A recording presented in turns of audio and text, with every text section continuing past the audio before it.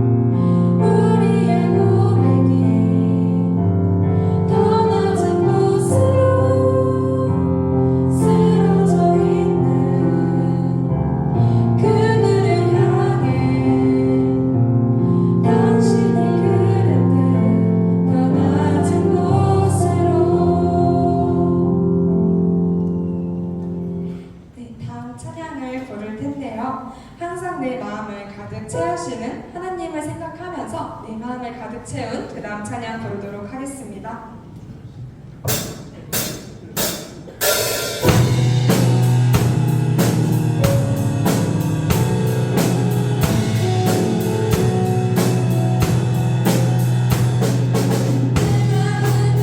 가득 채운 주여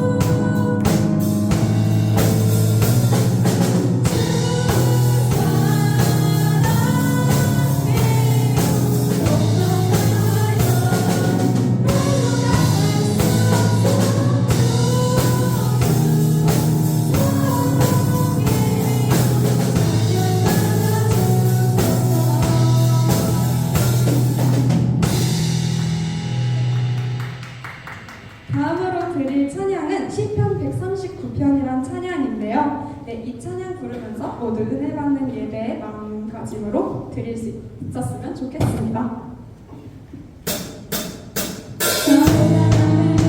잘하시는 주님, 누굴 떠나 어디로 가겠나이까. 나 어딜 가든지 주의 손이 나를 인도하시며 주의 오른손이 나를 붙드시리라.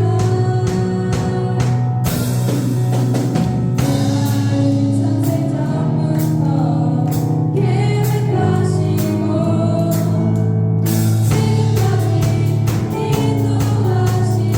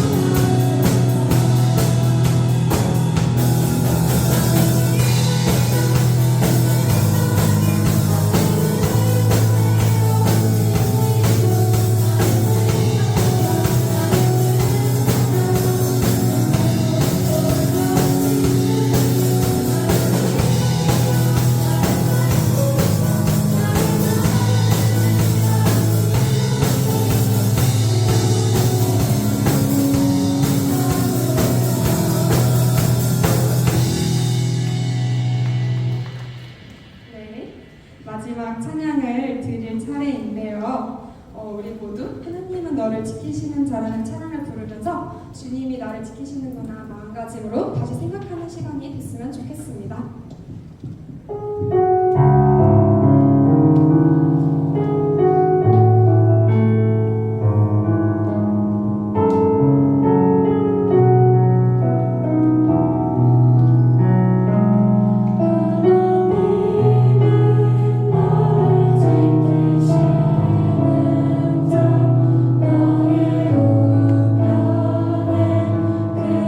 그늘 대신에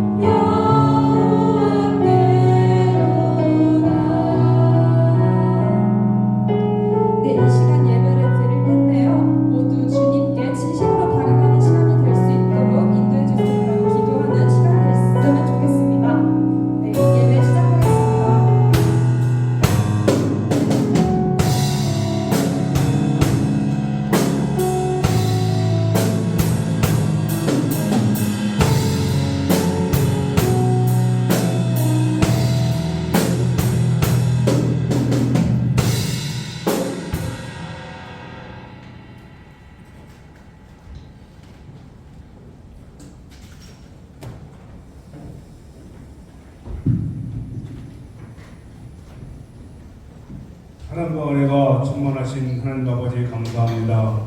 지나간 동안에도 광야 같은 세상에서 주님께서 가장 사랑하시는 학생 친구들을 사랑과 은혜로 품어주시고 보호해 주셨다가 주신 은혜를 안고 감사와 기쁜 마음으로 주님 앞에 왔습니다. 다윗 공동체 예배 진장인 주일 예배를 거룩한 마음으로 영과 진리로 예배를 드리오니 학생 친구들의 진실된 마음을 받으시고 상고한 모든 기도를 응답하옵소서.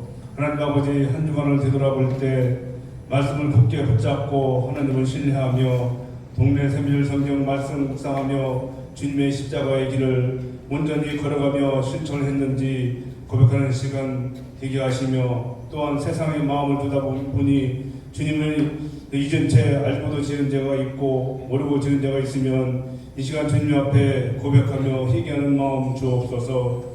하나님 아버지 다윗 공동체 학생 친구들을 늘 사랑과 은혜로 채워주셔서 하나님의 말씀에 집중하여 하나님을 깊이 알아가고 하나님을 신뢰하며 주님의 뜻을 이루며 주님의 십자가의 길을 온전히 걸어가는 다윗 공동체 학생 친구들 모두가 되게 하옵소서. 하나님 아버지 동네 세면율 성경 말씀 묵상은 하나님의 주신 선물입니다. 뗄래야 뗄 수 없는 하나님의 명령임을 알고 말씀 묵상 나눔을 모두가 열심을 다하게 하옵소서. 하나님이 가장 사랑하시는 학생 친구들에게 성령의 지혜와 명철을 주셔서 집중력과 머리가 뛰어나게 하셔서 학업에도 자신감을 갖게 하옵소서. 시험을 볼 때마다 답을 정확히 체크하고 또한 좋은 성적으로 늘 시험을 보게 하셔서 원하는 대학에 진학하게 하시고 학생들의 선택의 진로와 미래가 활짝 열리게 하옵소서. 세상 친구들에게 간증하며 전도하는 할 수 있는 능력도 주옵소서. 하나님, 한치 앞을 내다볼 수 없는 위험한 세상입니다. 우리 학생 친구들을 주님께서 손 꼭 붙잡아 주시고 동행하셔서 안전한 곳으로만 인도하시고 좋은 친구만 만나게 하옵소서. 하나님 아버지, 학생들을 위해 마음을 다해 가르치고 헌신하는 교사님들 한 분 한 분에게 각별히 늘 함께 하셔서 삶의 자리마다 은혜와 축복이 넘쳐나게 하시고 가정 가문의 복을 받게 하옵소서. 말씀을 듣겠습니다. 전하시는 마절 전사님에게 성령 충만 채워주셔서 권위 있는 말씀을 전하실 때 듣는 우리들은 말씀의 은혜를 받게 하옵소서. 감사합니다. 예수님의 이름으로 기도드립니다. 아멘.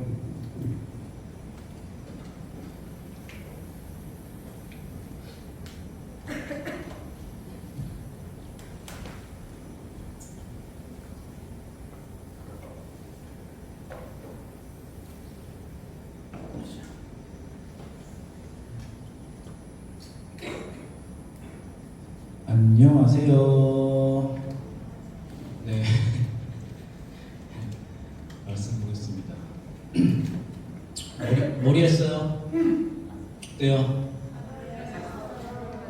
말씀 보겠습니다. 자, 오늘 말씀은 창세기 26장 1절에서 11절까지만 보죠. 네, 11절까지만 보겠습니다. 넘겨주세요. 오늘도 한 절씩 돌아가면서 읽겠습니다. 제가 먼저 읽을게요.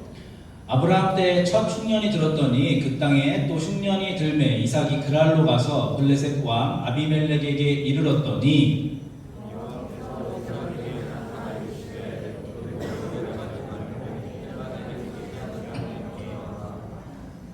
이 땅에 거류하면 내가 너와 함께 있어 내게 복을 주고 내가 이 모든 땅을 너와 내 자손에게 주리라. 내가 내 아버지 아브라함에게 맹세한 것을 이루어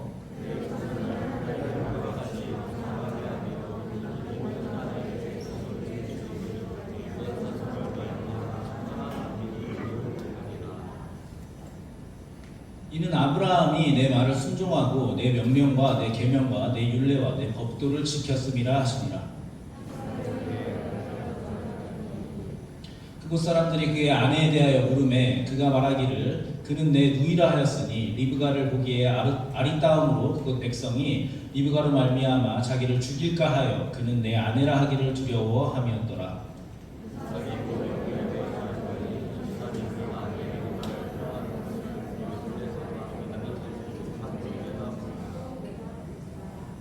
이 아비멜렉이 이삭을 불러 이르되 그가 분명히 내 아내거늘 어찌 내 누이라 하였느냐. 이삭이 그에게 대답하되 내 생각에 그로 말미암아 내가 죽게 될까 두려워하였음이로라.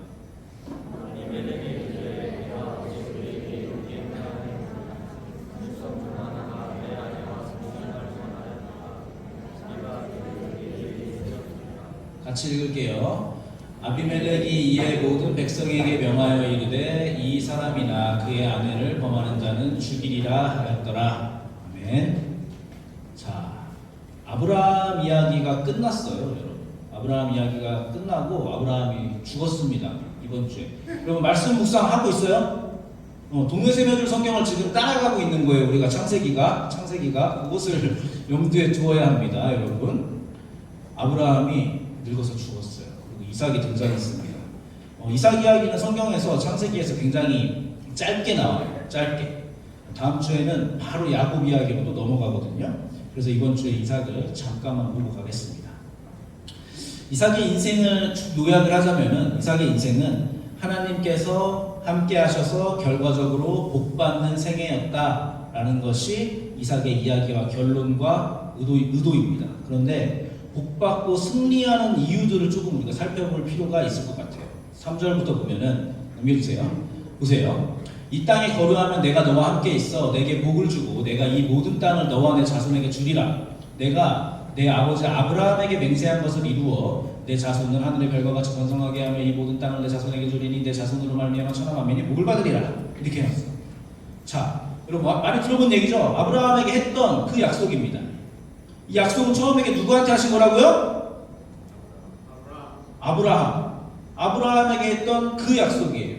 동일한 것입니다. 그런데 이 약속을 하시면서 5절에 덧붙이기를 이렇게 덧붙입니다. 이는 아브라함이 내 말을 순종하고 내 명령과 내 계명과 내 율례와 내 벽도를 지켰음이라 하시니라 라고 이렇게 단서를 붙여서 그냥 읽으면은 아브라함이 순종을 잘해서 하나님 앞에 복을 받아서 그 덕분에 그 자손인 이삭도 자동으로 이제 복을 받는다라고 생각할 만한 표현이 됐습니다. 그렇게 생각이 되죠? 자, 물어보겠습니다, 여러분에게. 이삭은 아브라함의 공로로 하나님의 보호하심과 복을 누리는 것일까요? 모르겠어요. 그러면 다시 물어보겠습니다. 이삭에게 지금 어쨌든 아브라함 때문에 복을 받는다, 이삭이 그렇게 복을 받는다라고 쓰여 있는데 이것은 이삭에게 좋은 일입니까? 나쁜 일입니까? 좋은 일이겠죠? 좋은 일인 것 같아요? 자, 그러면 또 다시 물어보겠습니다. 이 좋은 일을 이삭이 동의한 일입니까? 이삭이 동의한 일이에요, 지금? 그런 건 아닌 것 같아요. 그럼 여러분 이게 지금 좋은 일이라고 생각하셨는데 여러분 이삭이 부러우세요? 이삭이 부러운 사람 한번 손 들어보세요.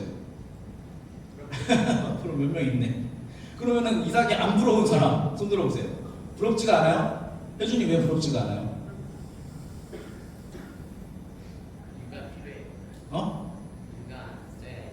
이유가 있어야 된다고?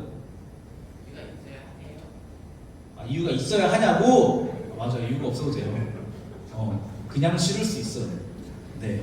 자, 보세요. 우리는 하나님을 생각할 때에 하나님은 기본적으로 공정하시고 복 주시는 분이라는 것을 알고 있어요. 맞죠? 그런데 아무리 그렇다고 해도 아빠가 하나님을 믿었다고 해서 이삭에게도 하나님만을 섬기라는 것은 여러분 조금 편파적이고 일방적인 요구 아닙니까?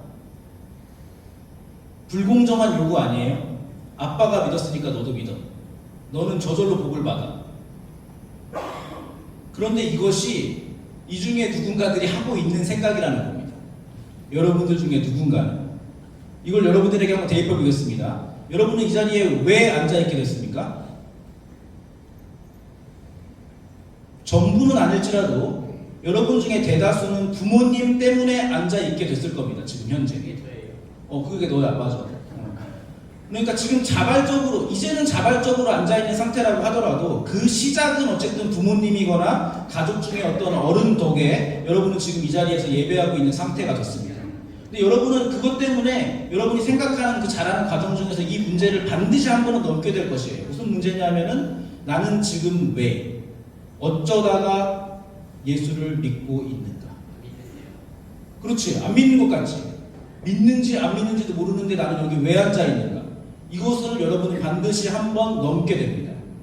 그런데 여러분은 안 믿는다고 얘기했는데 이것이 복인 줄을 모르고 누군가의 열심으로 지금 이 자리에 서게 됐음을 생각하지 못하고 이것이 지금 불공정하다고 느낄 수 있어요. 그렇게 느낄 수 있어요. 누군가는 내가 선택하지 않은 것 혹은 강요받은 것 혹은 아주 어렸을 때부터 내 의지와 상관없이 나를 조금씩 세뇌시켜서 지금 내가 이 자리에 별 불만 없이 앉아있게 만들었다고 생각할 수도 있습니다. 제가 그랬어요. 제가 그렇게 그런 생각을 하면서 자랐습니다. 아니면 이제 내가 졸업해가지고 대학생만 되면 혹은 내가 힘이 세지면은 바로 도망가야지 하면서 부모님한테 벗어날 날만 기다리고 있는 사람들도 이 중에는 있을 거예요. 맞습니다. 하나님만을 섬기라고 어른들이 밀어붙이는 것은 굉장히 편파적인 것이고 굉장히 일반적인 것입니다. 여러분은 모두 불공정한 요구를 당하고 있는 사람들이에요. 그래서 여러분 표정이 지금 이런 거예요. 불공정한 요구를 당하고 있어서. 이것 때문에 혹시 화가 나는 사람 있습니까? 맨날 엄마한테 끌려와서 이 자리에서 시간 보내야 되는 것에 대해서 화가 나고 불만인 사람. 화나고 불만이라면 그것은 왜 화나고 불만인 걸까요? 나는 왜 화가 나고 불만이 생기는 걸까? 그것은 아마도 뭔가 시간이든 뭐든 뭔가 내가 손해를 보고 있다고 생각하기 때문일 거예요.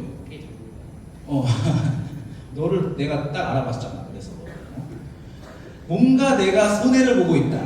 그렇게 생각하기 때문에 시간적으로, 물질적으로, 정서적으로, 인간관계 면에서 혹은 내가 손해를 보고 있다고 생각한다는 거죠.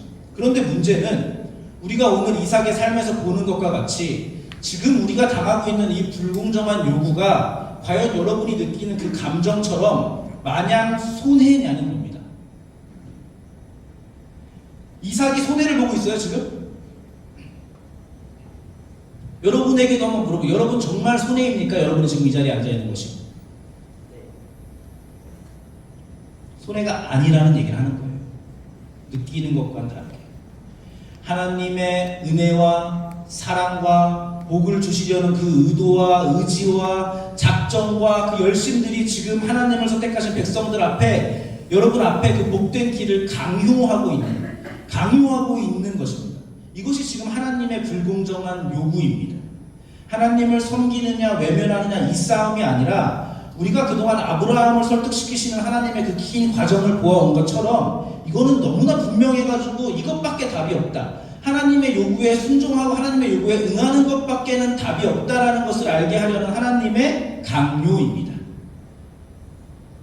이 강요가 무엇인지를 설명하는 것이 지금 창세기 전체의 내용이에요. 아브라함, 이삭, 야곱, 요셉을 통해서 하나님이 그들을 어떻게 불공정하게 이끌어 오셨는지 성경이 그 하나님의 노력을 이렇게 두껍게 창세기에 기록해 두고 있는 거예요. 하나님께서 아브라함에게 하신 것처럼 이삭에게도 그렇게 하시고 야곱도 복되게 하시고 그렇게 조금씩 완성시켜 가셨듯이 이스라엘도 결국 그렇게 하실 것이고 또 우리 모든 각 개인들 그런 여러분들의 인생과 가정에 하나님께서 그렇게 복을 주시고 그렇게 강요하면서 이끌어 가실 것임을 우리가 성경을 통해서 확인하는 것입니다. 그러니까 말씀을 봐야 되는 거예요. 그런 것들 확인하기 위해서 자, 요새는 교회들이 나가서 무방전도 잘 안 해요. 근데 옛날에는요 나가서 진짜로 지나가는 사람 붙잡고 전도를 했습니다. 어떻게 했냐면은 지나가는 사람을 붙잡고서는 잠시 시간 되세요. 저 여기 교회에서 나왔는데요. 잠깐 제 말 좀 들어보실래요? 한 다음에 한다는 소리가 됐든 당신은 혹시 오늘 죽어도 천국에 갈 수 있으십니까? 이렇게 물어봤어. 예의가 있어요? 없어요? 근데 그렇게 물어봤어 진짜. 근데 옛날 사람들은 착해서 그걸 다 들어줬어요. 당신은 지금 죽어도 천국에 갈 수 있으시겠습니까? 이렇게 대뜸 물어봤어. 그러면 생방 처음 보는 사람한테 예수 믿게 하는 그런 뜨거운 마음과 그런 열심으로 그 사람을 붙잡고서는 그 사람한테 강요하는 거예요 지금. 오늘 죽어도. 그러나 그 사람이 듣는 사람이 납득이 가요 안 가요? 그 말 듣자마자 당연히 대부분은 영 납득이 안 가지. 그럴 때 어떻게 하는 줄 알아요? 전도 팀이 있어. 그러면 떼거지로 몰려갑니다. 떼거리로 몰려가가지고 다시 물어봅니다. 당신이 죽으면 혼자 지옥에 있고 우리는 모두 천국에 있을 텐데 어떻게 하실 겁니까? 그러니까 일단은 믿어보세요. 아니면은 여러분 믿어가지고 본전인데 안 믿으면은 큰일 납니다. 믿으면은 본전이고 안 믿으면은 진짜 지옥 갈 수도 있는데 어떻게 할 거예요? 빨리 예수 믿는다고 말을 하세요. 이렇게 전도했어요. 이거 실제로 그랬습니다. 옛날에. 빨리 예수 믿는다고 말을 하세요. 그럼 그 사람이 예수 믿는다고 말할까 안 할까? 머뭇거리지. 다시 한번 머뭇거린다. 그러면 이렇게 얘기합니다. 그러면 제가 할게요. 자, 나는 예수 그리스도를 믿습니다. 따라하세요. 나는 예수 그리스도를 믿습니다. 그냥 말고 그렇게 얘기했다고 그 사람을 붙잡고 나는 예수 그리스도를 믿습니다. 네, 이렇게 해보세요. 이렇게 했어. 못하겠어요? 못하겠으면은 아멘이라도 하세요. 아멘. 여기까지 갔습니다. 나는 예수 그리스도를 믿습니다. 아멘이라도 하세요. 이렇게 전도를 했어요. 정말로. 그러면 그렇게 해놓고 나서 집에 와가지고 생각합니다. 내가 이렇게 아멘이라는 말을 받아내긴 했는데 그것도 믿은 건가? 그것도 믿었다고 할 수 있나? 이렇게 생각을 합니다. 그런데 여러분 그것도 믿은 겁니다. 그것도 믿은 거예요. 그렇게 강요를 받아서 내가 얼떨결에 대답을 한 것도 믿은 겁니다. 하나님께서 우리에게 불공정한 결정을 요구하고 계신다는 거예요.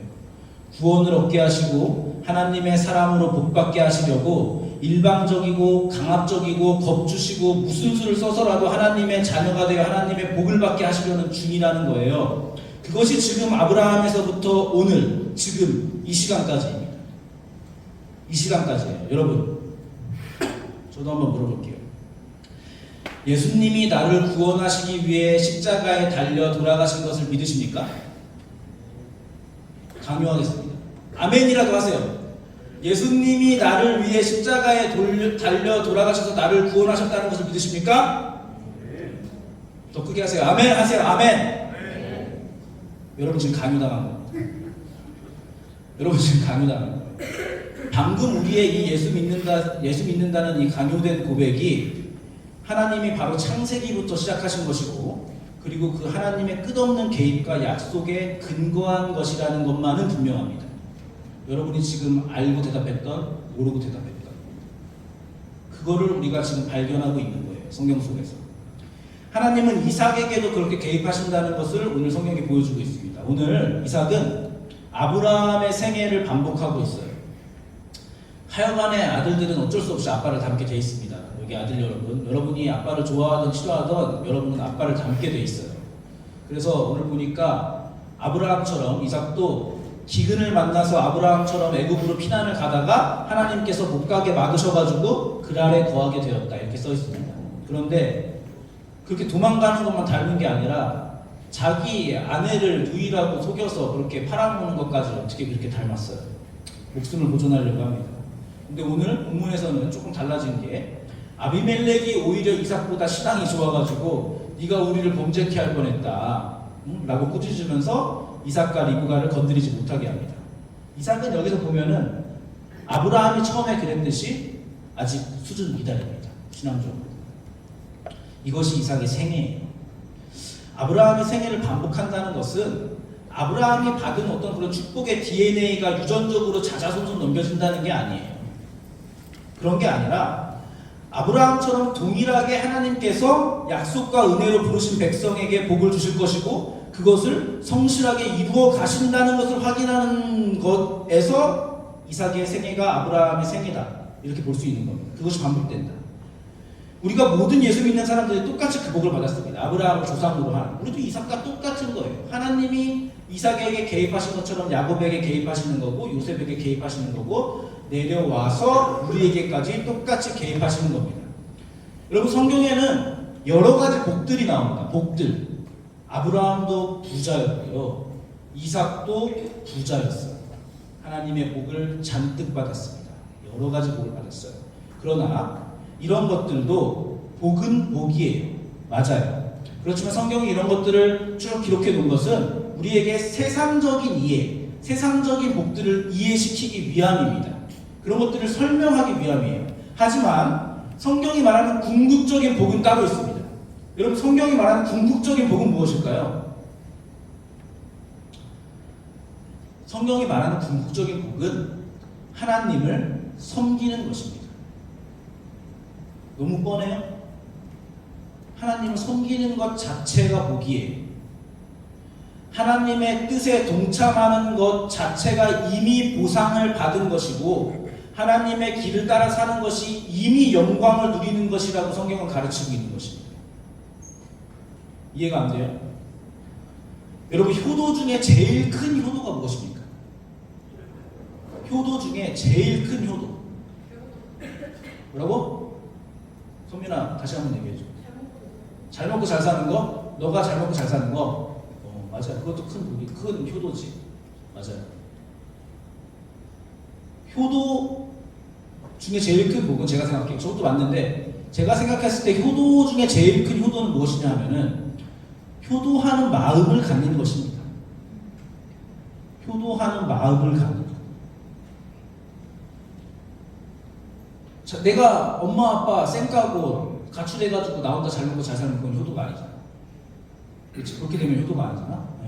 그렇기 때문에 효도하는 마음을 갖는 것, 그것이 가장 큰 효도입니다. 부모를 마음으로 존경하고 사랑하는 것이 효도이고, 그것 자체가 상이라는 거예요.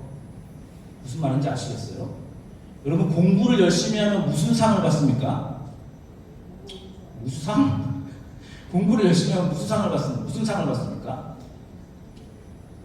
마음이 평안하고 떳떳합니다. 마음이 평안하고 떳떳합니다. 그것이 상이에요. 왜 그런 줄 아세요? 내가 성실과 정직 속에 들어있기 때문이에요. 그것으로 내가 이미 상을 누리는 것이, 해야 할 것을 안 하고 있으면 무슨 벌을 받기 이전에 성실과 정직의 선에서 벗어나 있기 때문에 이미 그것으로 복과 자랑에서 떠나 있고, 그것으로 인해서 마음이 불편한 것입니다. 마찬가지로 신앙의 가장 큰 복은 하나님의 자녀됨 그 자체입니다. 내가 하나님을 섬기는 것 그 자체, 하나님의 아버지에 대한 감격과 자랑과 믿음과 그 복을 누리는 것이 우리의 효도입니다. 우리는 하나님께 영광을 돌린다는 것으로 자꾸 그걸 인간적으로 이해해가지고 하나님을 위해서 자꾸 쓸모있는 인간이 되려고 하고, 하나님을 위해서 어떤 업적을 이루려고 하고, 하나님께 희생해서 뭔가를 더 막 덧붙여주고 뭔가를 더 하려고 해요. 그런 경우가 많습니다. 그런데 여러분 생각해보세요. 창조주 하나님, 전능하신 하나님이 피조물에게 도움받을 일이 뭐가 있습니까? 여러분은 피조물인데, 하나님은 전능하신데, 우리가 하나님께 뭔가 덧붙여 드리려고 하면은 그것은 오히려 옥의 티가 되는 거예요, 사실은. 그럼에도 불구하고 성경이 헌신이나 어떤 것들을 요구하는 이유는 그것조차도 하나님을 위한 것이 아니라 우리 자신을 위한 것이다. 하나님의 자녀들을 위한 것이다. 하나님을 위한 것이 아닙니다. 여러분이 내가 계속 이제 설교하면서 여러분을 가르칠 때 요구했던 것들, 사랑, 희락, 오래 참, 인내, 양선, 온유, 이런 것들은요, 여러분의 책임이기도 하지만은 그것보다는 근본적으로 여러분의 책임으로서가 아니라 그것을 여러분의 영광으로 인식해야 됩니다. 하나님께서는 이런 요구를 통해서 그분의 자녀들에게 생애에 개입하시고 강요하시고, 나를 닮아라, 나를 따라와라, 거룩해져라라고 따라오라고 그렇게 일하고 계시는 거예요. 어느 한 영혼도 예외 없이 아브라함과 이삭과 야곱과 요셉에게 하셨던, 모세에게 하셨던, 이스라엘 백성에게 하셨던 그 간섭과 그 허락하셨던 그 능력과 기적과 그런 것들로 상관하시고 자꾸 들어오시고 우리 삶에 우리를 자꾸 원치 않는데도 인도하시려고 하고 보호하시려고 합니다. 근데 이런 것들을 여러분은 이제 사춘기를 지나면서 어른이 되어가면서 또 세상 풍파에 치이면서 삶 속에서 하나님을 발견하고 누려야 되는 거예요. 이것을 누릴 수 있도록 우리 모두가 기도해야 됩니다. 여러분이 성장하면서 세상이 만들어내는 인간과 하나님이 만들어내시는 인간과의 차이를 비교할 수 있기를 바랍니다. 여러분이 학교, 학원 다니면서 그 사람들과 그 사람이 추구하고 쫓는 것과 우리가 지금 교회에서 이루어 나가는 것, 내가 지금 강단에서 얘기하는 것, 그리고 먼저 살고 있는 진정한 그리스도인들과 어른들이 어떻게 사는지를 보고 세상이 만들어내는 인간과 하나님이 만들어내는 우리가 교회에서 추구하는 그 인간들의 차이를 분명히 비교하고 여러분이 선택할 수 있기를 바랍니다. 하나님이 얼마나 절묘하고 멋지게 나를 만들어 가시는지를 확인하시기를 바랍니다. 하나님의 그 영광되는 자리를 사모하는 것이 여러분에게 주어질, 여러분에게 지금 걷고 있는, 걸을 수밖에 없는 여러분에게 주어진 불공정한 하나님의 요구입니다. 지금 여러분은 요구당하고 납치당하고 선택권이 있는 게 아닙니다. 우리는 하나의 선택밖에 없는 거예요. 내가 말하고 내가 말하고. 우리는 하나의 선택밖에 없어요. 그런데 이 하나의 선택, 이것이야말로 우리가 가지고 있는 모든 신자들의 복이고 자랑이고 영광이고 권리이기에 우리는 오늘도 하나님께 감사할 수 있는 것입니다. 우리가 받은 게 뭔지를 알기 때문에.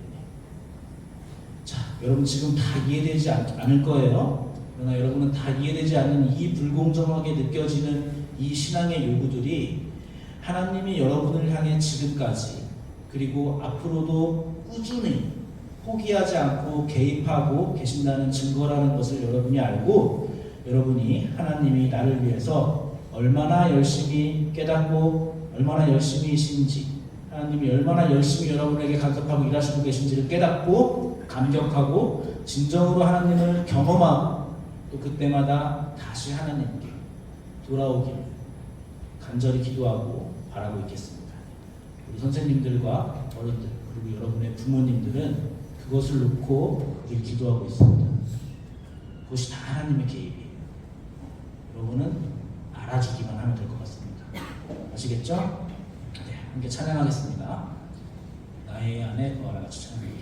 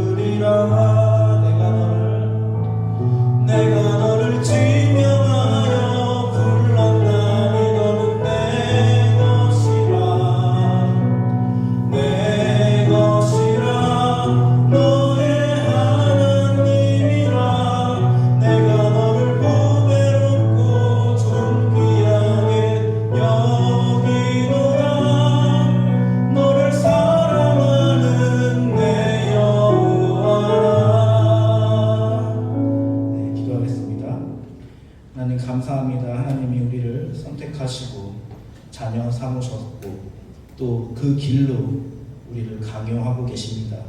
그것이 얼마나 큰 축복이고 우리가 누릴 수 있는 감격인지를 우리가 다시 한번 깨닫고 생각합니다.